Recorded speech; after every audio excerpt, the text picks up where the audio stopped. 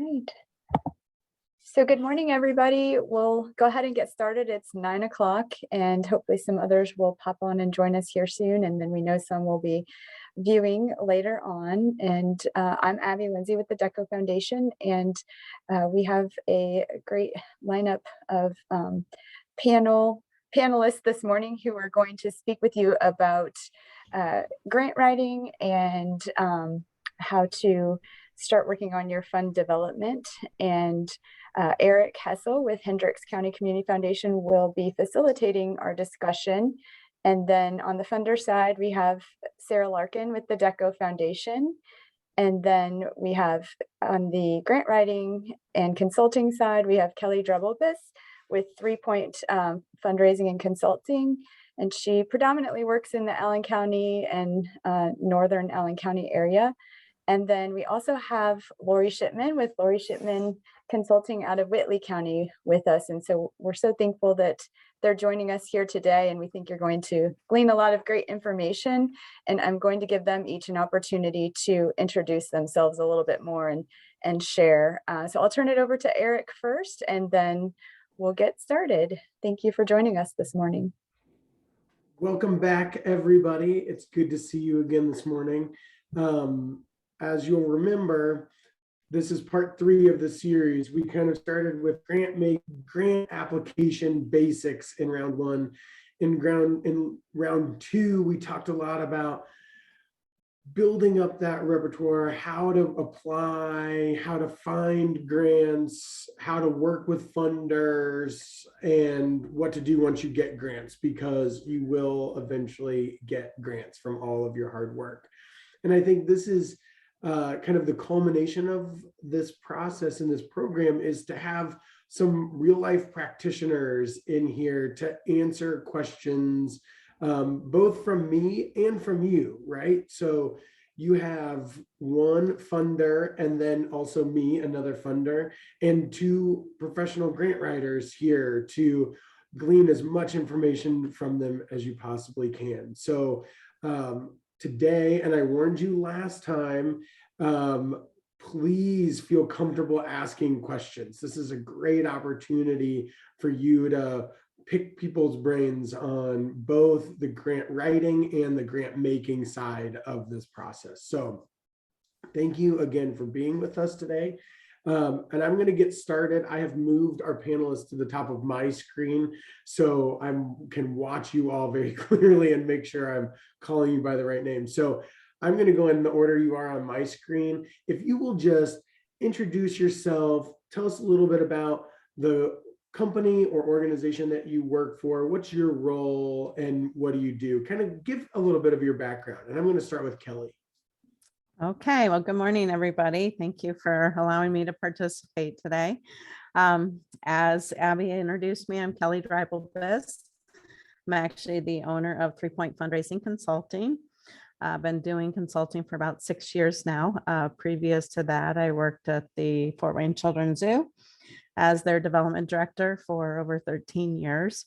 So that's where a lot of my grant experience came from. So I'll share a little more about that later. So some of my clients that I work for, as Abby mentioned, some are in Allen County, but all of Northeast Indiana. I've worked with a few north in LaGrange and in Noble, and it's been a wonderful experience for me to get to know some nonprofits I didn't even know existed. So that's been fun, but each day is a little different, and I do more than just grant writing. I don't really do that specifically. I help guide nonprofits and occasionally will give oversight there, but I've written grants through my 20 years of fundraising experience, and then do a lot more of the nonprofit consulting as far as governance and, things like that. So that's a little bit about me.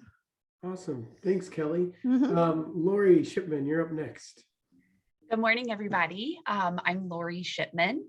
I kind of do a little bit of a lot of things as it relates to grants. I opened my firm, Lori Shipman Consulting, in 2008, and I was just kind of doing the math there, and I've been doing this for a lot longer than I thought that I had been doing this. So I really started this business doing some grants on the side for local nonprofit organizations and some consulting with governance and really just taking some nonprofit management skills and helping local organizations. In 2008, if you guys remember back, that was about the time that we had a little bit of an economic meltdown, and we had a huge influx of funding that came in through the government, through the recovery plan. And so a family friend of ours was the mayor of Columbia City at the time, and he said, boy, we got to figure out how to get all this money, and we need somebody that knows how to write grants. And so I took my experience in nonprofit grant management and grant writing and applied that to government, and realized that there was a lot more to learn about government. And so now I really work on large scale projects with communities. Sometimes that includes nonprofit partners, but a lot of times it's finding the philanthropic capital and matching that with government grants and helping to move projects forward.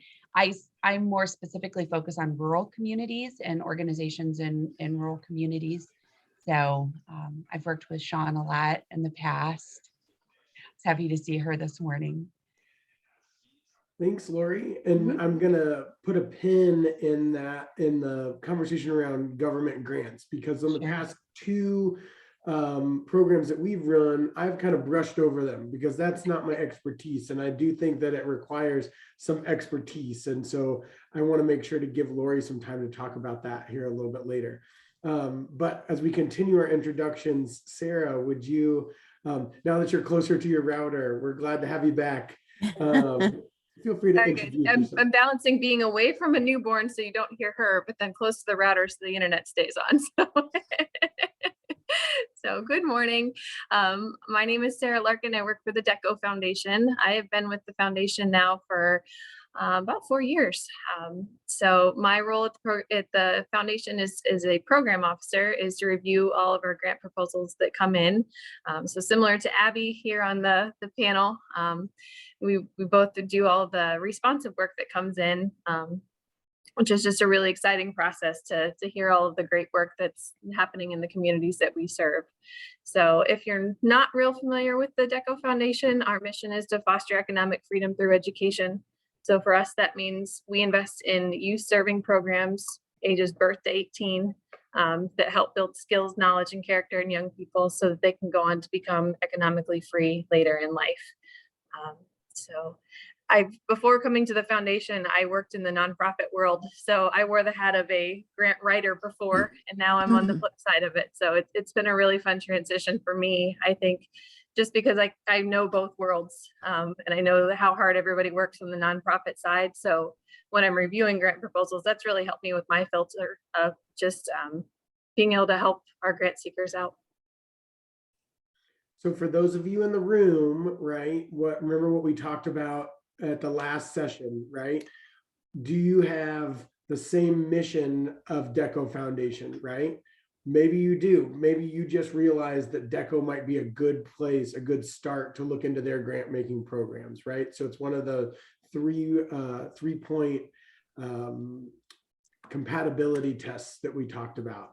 I'm guessing you're all in the area because they're putting on this program, right? You might be an education organization. Now, are they offering the types of grants that match with your organization? That's kind of a reminder of one of the things we've talked about. Kelly, let's bounce to you a little bit. Tell us about the types of grants that you've written and worked with, and how they're different. Okay. Well, I've actually worked with mostly local grants. Lori mentioned federal. I've tried to stay away from the federal grants because it is a whole different game, as she can share later. So I've done mostly the local grants in the communities that we all serve.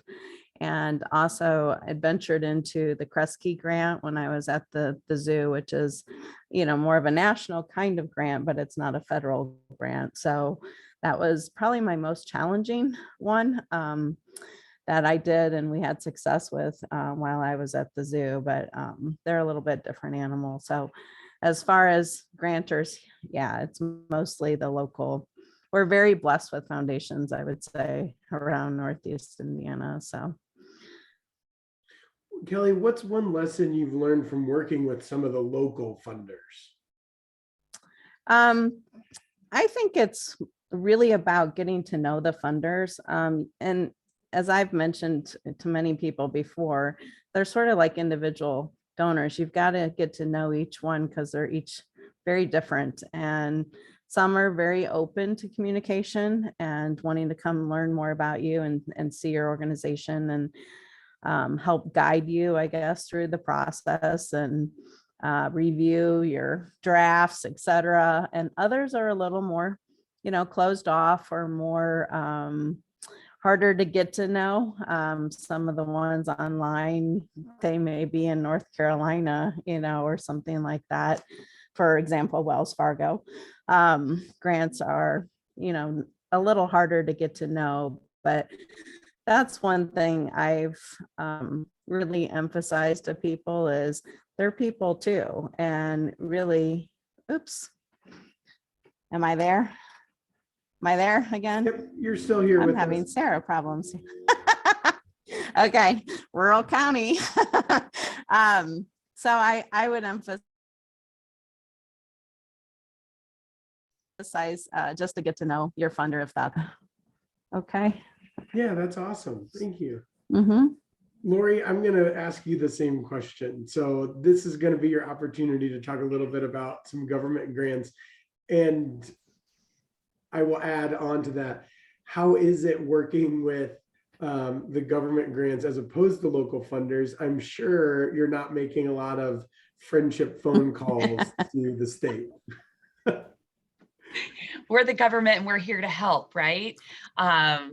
Yeah, so my background has been really, I've been an in-house grant writer and, solely focused on one large regional organization. When I first came to this area, I worked for Big Brothers Big Sisters of Northeast Indiana, which is now I think Northeast Indiana and Southeast Michigan.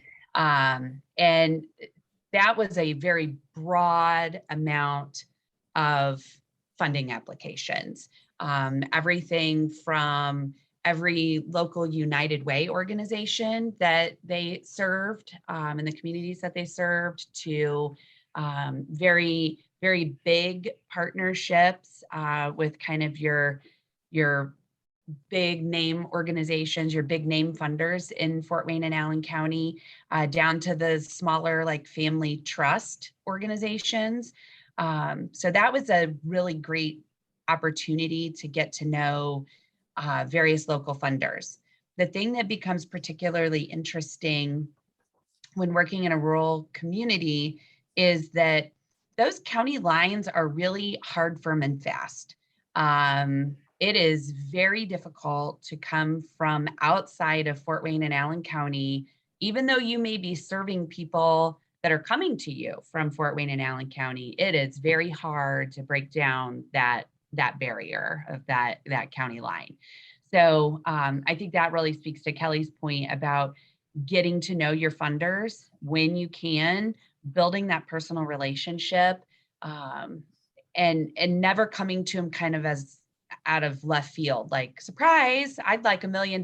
You've never heard of me before. You're going to get the same response as you would get if you sent out an email to people all over the world, like, give me your bank account number and I'll match your money. You're not going to be very successful. Flipping the switch and going to government grants it's a very interesting shift. There are some agencies within state government where you do develop relationships. For example, some of you probably have had an opportunity to or seen funding that comes through a state agency called OCRA, OCRA. That's the Office of Community and Rural Affairs. They are our state agency that really filters HUD funds into what is known as a non-entitlement community, which unless you are the city of Fort Wayne or Lake County or Indianapolis, you're a non-entitlement community.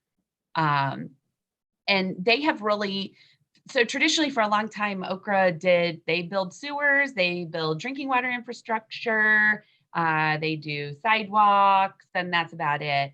But they've really expanded into some new areas. In fact, I know one area Sean and I talked about early on was a demonstration program. They're kind of really starting to look at substance abuse and beds for treatment for mental health and substance abuse. So that's an organization that some of you may be able to kind of get together with in the future.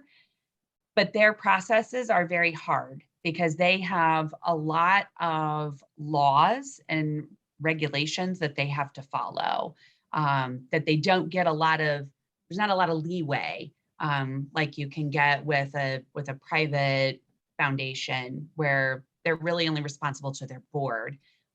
Government grants are responsible to, if it's federal grant, you're responsible to every taxpayer in the country with what you do with that money. So a lot of check boxes, a lot of paper pushing, a lot of ordinances, and finding local government partners to filter those funds through for you. But they're all workable and doable. It's just a matter of knowing how to navigate the road. Awesome. Thank you. I appreciate that. Sarah, let's take it to the flip side, right? Both of our grant writers and consultants have mentioned having good relationships with their funders. As a funder, how does somebody do that? What does that look like from your end? As Kelly was saying, when you know one foundation, you know one foundation. We are not a wine and dine foundation. We're not a foundation where we want people to give us a show and put on a big panel production for us. We really value those personal relationships. And every grant proposal that comes in through our office, we either meet in person or on the phone or through a Zoom to review that proposal. And even before proposals come in, we want to meet people. We want to know your ideas. We want to know what you have brewing so that we can help you along in the process. We don't want our application to be cumbersome for any of our grant seekers. So the goal is to really help people on the front end so that it's a smooth process throughout the whole experience.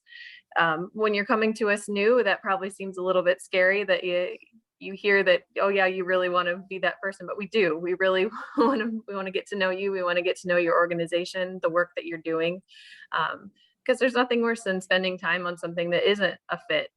We don't want people wasting their valuable time. And we know that nonprofits are wearing lots of hats, and grant writing is one of those things that just gets added onto all their other layers. So our goal is to just really get to know people. Call us, we'll come out and do site visits, email us. We're a small office, but I think any person you talk to in our office can be the uniform voice. If I just got off of maternity leave and Abby's been talking with grant seekers that I've worked with, and it's just a nice uniform transition because we all believe the same thing and really are passionate about our mission. Kelly, have you found anything particularly successful as you've been building relationships with funders? Sarah said you don't need to wine and dine us, but are they phone calls? Are they pop-bys? Are they, we brought you a shovel because we're about to dig a big old hole next to the park or something, anything to be protected? Well, I want to first compliment DECO because they are one of the most, engaging foundations that I've found that we've worked with in the past. They walk alongside you and really give you feedback and really want to truly improve you as a nonprofit and your goals and your outcomes, and really having your mission be successful. And so kudos to, the staff at DECO and where they've moved that foundation to. But I would say, your first reach out is usually is a phone call. I wouldn't encourage a drop by necessarily, because there are still foundations that definitely, like Sarah mentioned, don't want to be wine dined or brought. They don't want you spending your nonprofit dollars on gifts for them. They would rather have it invested in your mission and going to where the impact truly is. So again, it's going back to know your donor, but I would first reach out by email or on the phone, and just open that communication line and see if they'd be willing to come out and share. And then as a follow-up, if you do have that partnership with them and they have funded a project, absolutely share the results, share pictures, share, get back with them, invite them out to see the actual impact that you guys made. So that would be my suggestion. I think we made a similar suggestion at one of our last trainings, which was once you've made that relationship and you have the conversation, ask if you can put them on your e-newsletter list, because that's a great way for me that's no extra work for you, for me to see what you're doing just broadly, not just the project we funded, because we want to be a community partner with you. So I think that's great. All great advice. Sarah, I'm going to come back to you, and then we're going to go back to our grant writers to kind of follow up on this. But what are some of the more common mistakes or weaknesses that you see in proposals? And to prep our grant writers, what's some feedback you've gotten on proposals you didn't get funded? I'm going to start with Sarah. Okay, yeah. I mean, in all my time at the foundation, I have not seen a bad proposal come through. Sometimes you see them in different stages. Sometimes you see them in the startup stage. Sometimes you see a little bit more sophisticated one, but they're all great ideas. And so I think some of the challenges maybe that I've seen come across my desk is just from the budgeting side, being clear on your project budget and what you want to do. Because if you can't clearly identify how much you need to spend and what you need to spend it on and who is joining you in that spending, it's hard for us to then share it with our board to let them know what portion we want to be a part of. So I think budgeting is really important, and it's one of those things that you want to be really intentional about and very detailed about. Even some things can be generally clumped together, but if you just do a blanket $10,000 but don't have any explanation for it, it's hard for us then to understand what we're actually funding. So I would say, and we've talked about this through our series, that the finances they're hard, right? I mean, it's a tough part of running the organization, and we do understand that. But it's just being able to communicate your story and share what the funding is going to be going for and how you're going to be utilizing it, I think is the weaknesses that we see, and where we really try and help people to expand that a little bit on their application. Lori, I'm going to come back down my line this way. What's some feedback you've gotten on reasons why maybe you didn't get funded? I would have to really echo what Sarah said about the budget and the finances. I think typically when you're working on a grant proposal, you're the expert in the subject matter. You're the people that are on the front lines. You know the statistics, you know the trends. And so I think you don't really have a hard time selling that or kind of conveying that message and sharing that information. The budget is always the hardest part, and probably the most important part to the funder, because how else are you going to show that you're going to be a good steward of their dollars unless you have a very clear-cut plan on how you're going to invest their money? And every funder is going to ask you, what is your sustainability plan? Long-term, I'm going to give you this money, but I'm not going to write you a check every single year for this money, because there's other priorities. There are other emerging issues that we need to be able to invest in. And so having a very good answer to that and a thought out plan, I think really can help your application, and it can really kill your application. So, and it seems, I don't know, for whatever reason, it seems like the budget piece and all that stuff is usually at the end of the application checklist. So sometimes it feels like it gets shoved down to the bottom and it's not as important, but it, in my opinion, is probably the most important piece. And really, I think highlighting what your sustainability plan is and putting a lot of thought and energy into that is, I think, really important. And I think I've seen projects before in the past that haven't been successful because they can't really articulate how they're going to continue to run this train after the funder is ready to step off. I love that you brought up that sustainability question because it is in every application, whether we or you like it or not. Unfortunately, it's always there. I often tell folks that that grant makers can be very fickle, and we will change our minds tomorrow. And so even that long-term funding, sometimes the foundation, the funder changes their focus and you no longer fit it. And so being thoughtful about what that might look like for your project is really valuable. So I'm glad you mentioned that, Lori. Kelly, anything else to add here? I would say a lot of times you'll get a form letter back from the funders that pretty much just say, you know, there were a lot of requests this session, et cetera, and that we just don't have the funding right now to support you. And, you know, it's always the debate. Do you do anything with that? Do you reach back out with them? Do you, you know, try to connect and learn a little more about that? Does that just mean, okay, we can't submit again, or should we resubmit, or was my application good enough? Is this just, you know, the candid letter? Sometimes they'll personalize and say, well, you know, come back when you're closer to goal if you're doing a capital campaign, or, you know, they'll give you a little hint. But if you do have any type of relationship with them, again, I would encourage you reach out and just say, you know, thank you so much for considering our requests. And, you know, would there be any other feedback that would assist us going forward to strengthen our proposal for funding assistance? So that would be, I guess, my only additional add.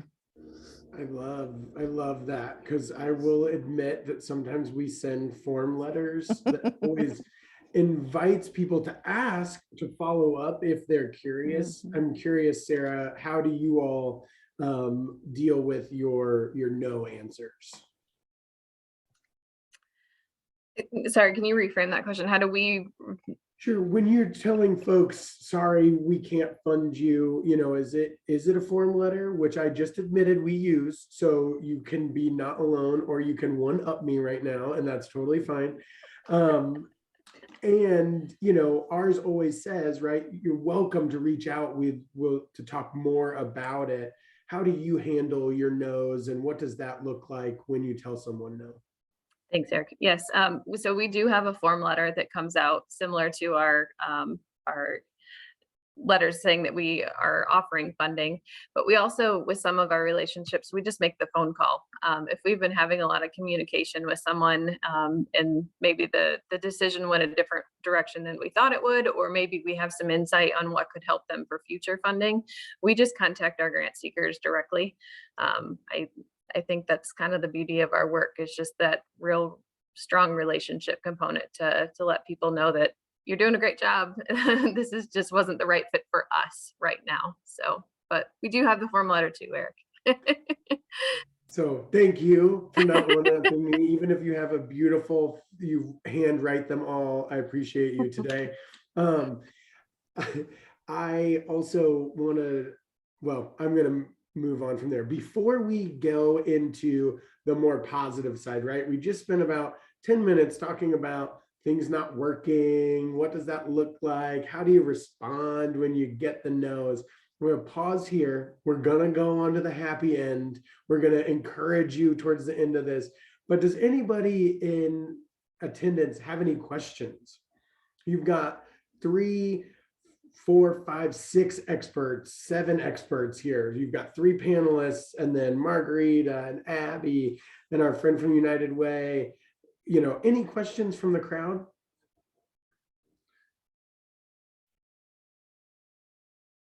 Okay, is it Karen or Karen? Corinne, I've got it wrong both times. I'm used Thanks, to it. Corinne.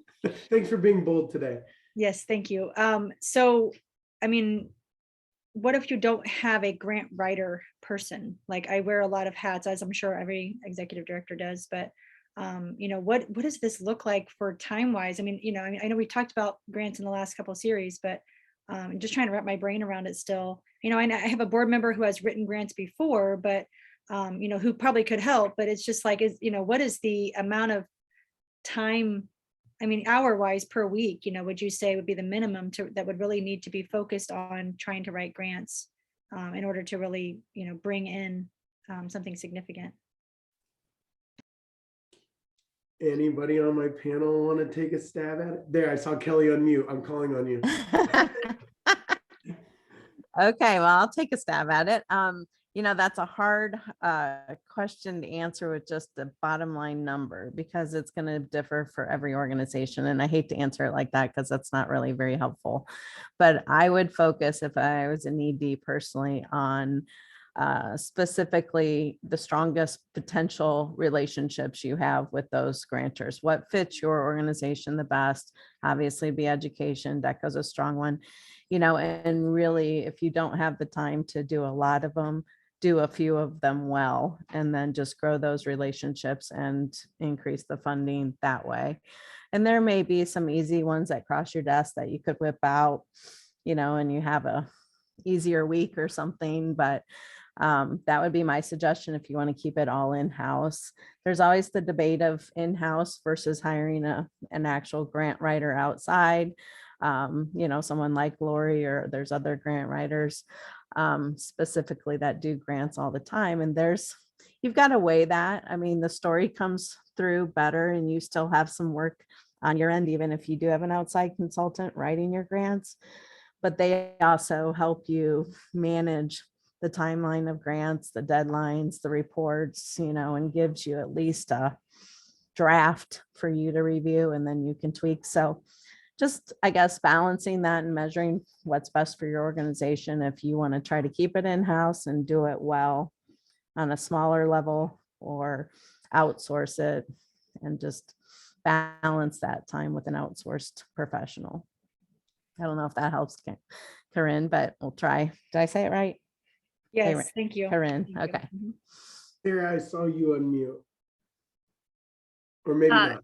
Yeah, I was gonna just make point to Sean's comment down there. She was talking about determine what kind of capacity you have to manage grants. So I think it's just a matter too, Corinne, of deciding, the balance of what you need from grant funding versus what you need from private donations. And then kind of looking at it from that point. You made a good comment about having a board member be a strong point for it. And I've served that role too, where you sit in on boards and that's how you can help. I'm not the harp of the architect, but I can actually help with the grant writing. So I think that you're really on right track there. So maybe what I need is a whole workshop series on private funders as well. I did this whole grant writing thing and you think about foundations and it's like, okay, maybe I need to switch, focus to private funders and kind of learn more about that. So any tips on that would be appreciated as well. Well, Corinne, you'll remember we talked on the very first day about kind of what that looks like, the funding model, right? And foundations are a small portion of that often, especially I think in some rural communities when there's not a lot of funders and foundations that are supporting your community. And, trying to build that private donor pool is really valuable. And I think it's also valuable to the funders to see that you have that as well. Angie, I saw you on mute. I would just offer something that's helped us a lot.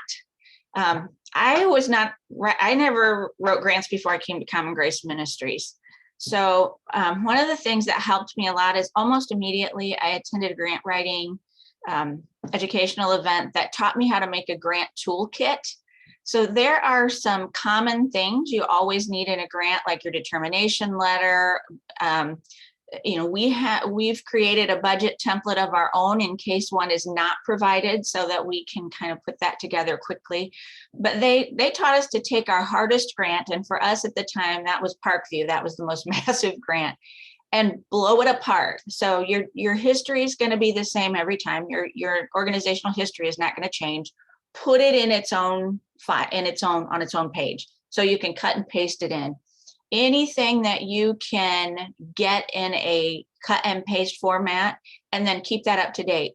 If something changes, change your toolkit. That speeds up grant writing so very much. And the other thing that we do is we keep a grant calendar. So we know when this grant is due, that grant is due, if we have some standing grants. And then for the reporting, we put it in our calendar. I have a calendar that dings at me when things are due. And I know when that grant report is due. So a month ahead of that, I make it ding at me so that I can get on that grant report and get it done. I have an administrative assistant who helps me manage those particular systems. So when it comes to writing a grant, then pretty much things are at my fingertips. And then it's just the parts we have to really think through are the things that are specific to whatever grant we're working on. So it's just something that's helped me. And if that helps, Corinne, I hope so. But, and then I have a question. Has anyone worked with grant money related to tax credits for community, any community projects? Does anyone know anything about tax credits, like Section 42 tax credits for rental income? Anyone know where I can learn about that? I'm looking at Lori, but I don't want to put pressure on you if you don't. This is actually an area that I am starting to work in now in Kosciuszko County. I'm working with a pretty big community effort there to develop workforce housing. So I call it accessible housing. It's not affordable housing. It's not subsidized. It's accessible for people who make an average wage in your community. And part of that process has been individual development accounts, or IDAs, savings accounts, and you have to fund those by selling tax credits. Mm-hmm. So my advice, and at least the track that we're going down right now, is trying to find a partner that has a very large tax liability, so we only have to do one transaction rather than trying to do a bunch of smaller ones. Sean, I was thinking, have you done tax credits in the past? I would say, I think. So we're doing NAP credits. NAP. So yeah, and we've been pretty successful the last couple of years. But I will say that the state has said, like, we only get so many like millions of dollars to distribute, and there were like hundreds of us that applied for NAP credits.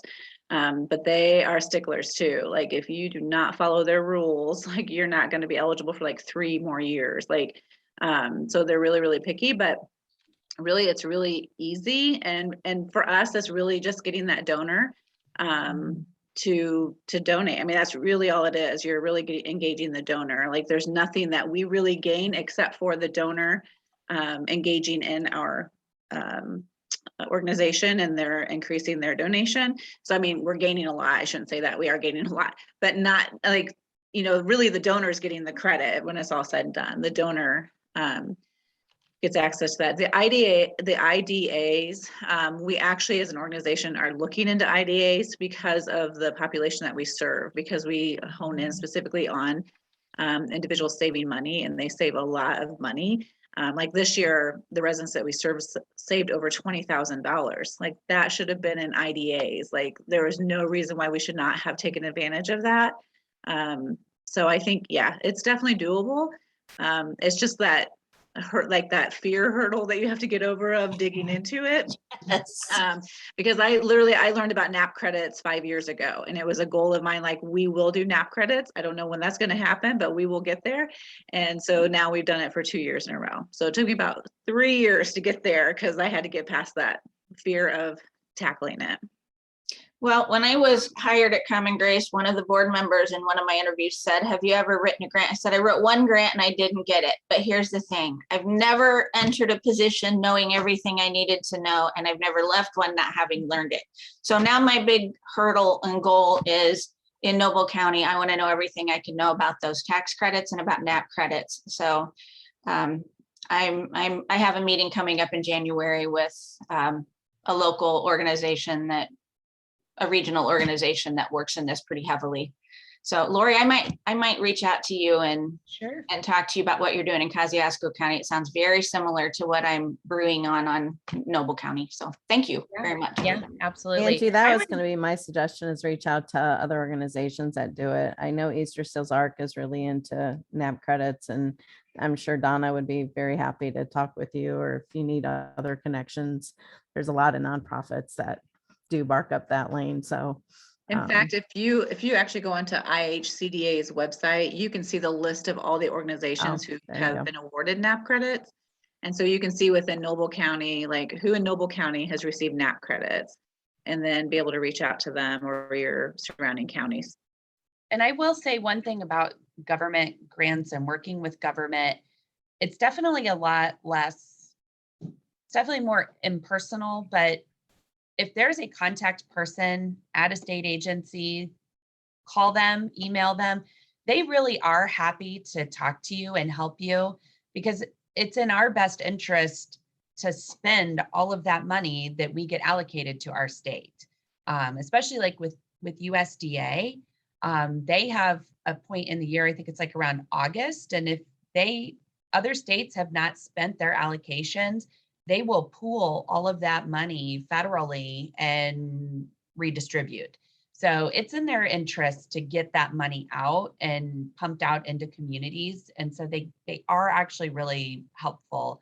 And they do kind of own the fact that dealing with the government is just really a challenge, and they want to help you navigate those landmines. So definitely, as IHCDA is a very, very helpful organization to work with. They are, and I will say too, and Lori, you may probably, I'm sure you've encountered this, but there are some of those federal and state grants, like they're a lot of time, a lot of hours. But then there are some that like, it's so easy that you are afraid that you just totally missed a whole section. Like, why is this easy? Like, this should not be easy. Like, I will call them like, there's something wrong. Like, did I miss a document or like 20 pages of documents? Because like this, like, oh no, that's all we want to know. And I'm like, yeah, that doesn't seem okay. Like NAP credit, like that's all online. And it takes me like, I don't know, a half an hour to fill out. And I'm like, this is coming from the state. Like, I feel like there's something wrong. Like, this doesn't, like our local funders or their grant applications are way longer than this. And this is coming from the state or federal. So again, that's a fear you have to get past and just accept it. But then at the same time, and Lori, maybe you've seen this too, we've worked with IHCDA where they've changed the rules along the way. They've also changed the manuals and they send out manuals that you need to memorize when it's all said and done, and they could be about 30 pages long. And then midway through, they're like, oh yeah, well, we updated that manual. I'm like, did we get notice that you updated that? Like, when did you change that policy? And then they let us know they changed it when it's time for the audit. But here's your individual development accounts manual. Let's just say you need to know all of this if you're going to do IT. That is not encouraging. Yes, it is. That's why you have to get past that fear. Like, just one.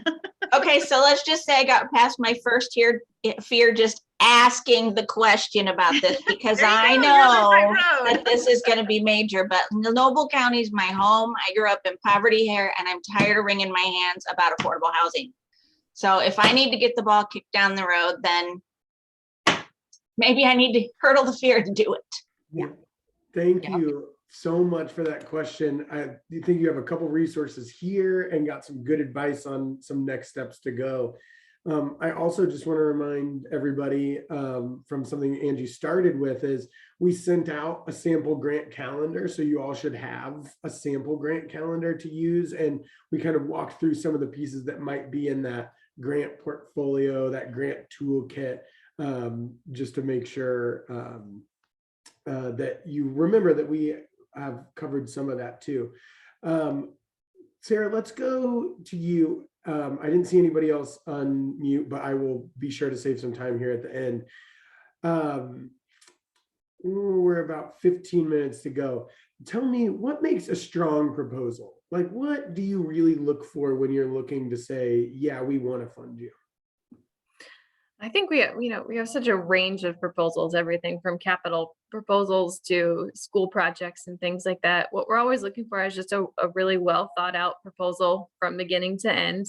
And then we really like to see that collaboration piece. So we want to see who else is on board with your project. Rarely are we ever going to be the sole investor in any project. We really like to see communities come on board or other organizations be a part of it, because that to us just shows that the ownership is in the right place. Mr. Deco never wanted to have Deco buildings around the counties that we serve. He wanted to make sure that all the credit stayed right where it was deserving, with the people who are doing all the hard work. So I'd just say that support piece is really important to us. Kelly and Lori, we'll start with Kelly. Let's start with Kelly, because Lori got talking about IDA credits and you started going over my head too. So Kelly, tell me, what does success look like for a grant writer, right? What do you feel like has brought good has helped you be successful, but also, are you successful every time? Well, of course, success is 100%, on the positive rate of, getting the funding you request at the amount you requested. Obviously, that doesn't happen every time.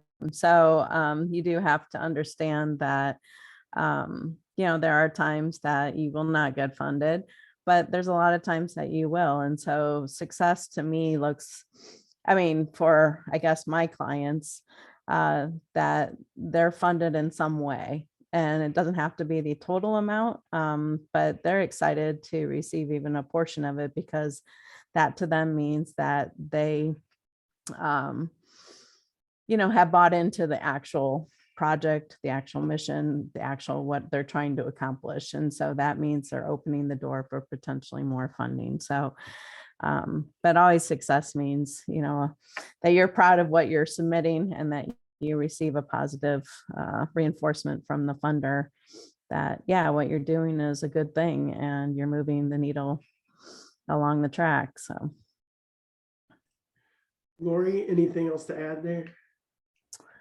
I would say to not only getting that first investment, but getting a reinvestment. Because that shows that not only did I do a good job writing a proposal, but I also was a good steward of your dollars. And I told you how I was a good steward of your dollars, and you trust me to do the work. So that to me is kind of the ultimate. Awesome. Thank you. Kelly, I'm coming to you back to you right now. What advice do you have? If you could give one piece of advice to all these grant writers, what would one piece of advice, and I'm going all the way down the line, so Lori, Sarah, be prepared. Well, why don't you start with them then? No. Okay, one piece of advice. That's a hard one. I guess it's been sort of what I've been saying all along, is really get to know your funder. Treat them like they're individuals, and really get to know and relationship build your funder. I can say though, sometimes that's getting harder with the true family foundations that are within community foundations, etc. Sometimes it's a little bit of a next stepping stone to find out who truly is the decision makers behind those funds, and getting to those families and doing those relationship funders. So some like Deco and, the bigger ones that are out there, they're easy to connect with and easy to learn more about and relationship build. And some of the other ones, you might have to do a couple steps and find out who they truly are. But again, I think the bottom line is, learn your funder, learn what their passion points are, be succinct in your request. And, I think everybody's sort of having to do that with online character numbers now, which can be challenging too for a lot of funders. I mean, for a lot of applicants, but you know, I go back to, yeah, it's all about the relationship and knowing what priorities they have and what priorities you have and making sure it's a good match. Thank you. Thank you. What about you, Lori? Be confident. That is my advice. You guys are all doing amazing, wonderful, hard, challenging, and important work. And you need to be confident that you're doing good things and that you can tell a funder what you're doing. You don't necessarily have to be writing a, Pulitzer Prize winning article. Just sharing your story and being honest and confident in what you're doing is the best thing you can do. And keep doing what you do.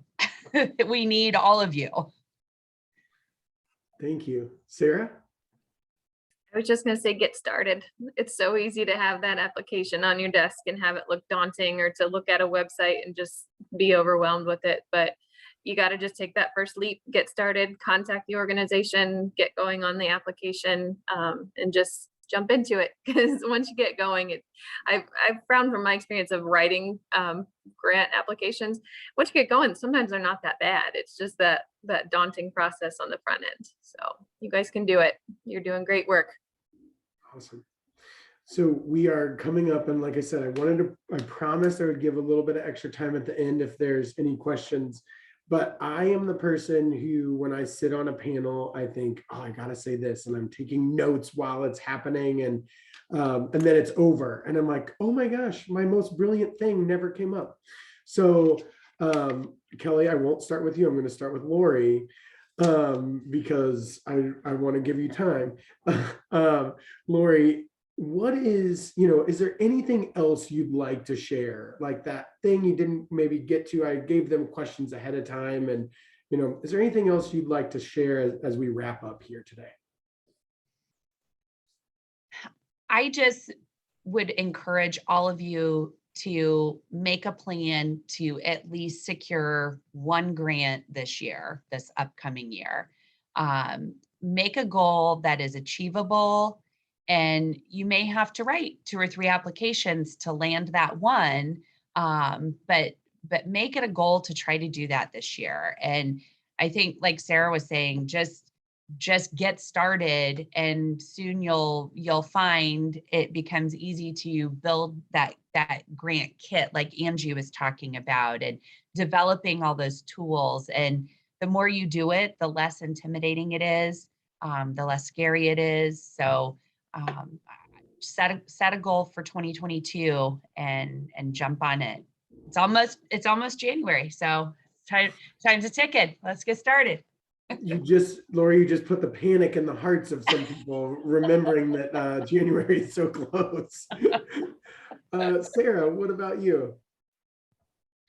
I think I would just encourage everybody, if you have ideas and projects you're working on, we'd love to hear about them at the DECO Foundation. We like to consider ourselves a convener of resources just as much as we are a convener of funds. So if you have projects that you're working on and maybe we can help you connect with other organizations, we'd just love to hear about them. So Abby can attest to this. We're kind of slow with the foundation right now, and I'm scared to say that out loud, but we just love to hear what's going on. So awesome. Thank you, Sarah. Yeah, I was just going to say, these next 2 weeks, I don't know how things look for you all as organizations, but because schools are winding down to head to Christmas break and that sort of thing, we do find ourselves having a little bit more time. So we're happy to grab a coffee with you and, talk through things if you have some questions, and, we're happy to just, have a phone call as well. So don't hesitate to reach out if there's anything that we can do to help. Kelly, bring us home. See, now they took all my ideas. No, I'm kidding. That's the danger. No, I think Lori's point was great. Just get started, but I would also encourage to use other nonprofit network, because that's one thing I did when I was first starting as, back in 2002 in fundraising. Our local libraries have resources, but also the other nonprofit networks. I joined the Association of Fundraising Professionals, which was a great group of local people doing exactly what you guys are doing. And so I'd call them up and go, hey, have you done this, grant? What would you recommend? And use your resources that are around you too, because most of them are more than willing to share what their experiences have been. And I know the Allen County Public Library used to have a huge nonprofit center, and I think all the resources are still there. They don't have a staff person necessarily, but that's also a good outlet to look at if you'd like to dig in a little bit more. But I go back to Lori's suggestion. I think it was a great suggestion, is just get started on one, and then it usually can flow from there, and do good tracking. Use that calendar and make sure you keep good records. So going forward. So no, and thank you for the opportunity to share today. Yes, thank you. That was a perfect end cap, right? Your network, and now you have 3 additional people in your network to contact. In our pre-meeting, Margarita made sure to ask Kelly and Lori, can I give out your email address if people ask? I saw them both nod their heads for sure. I'm sure you already have Sarah's. I hope you have mine. If not, Margarita's more than welcome to share mine. Are there any questions? We are right here at the end. But if you have any questions, look who you've got in the room, whether it's your peers or some of the people on the panel or some of your other friends from your community foundation and DECO and the United Way.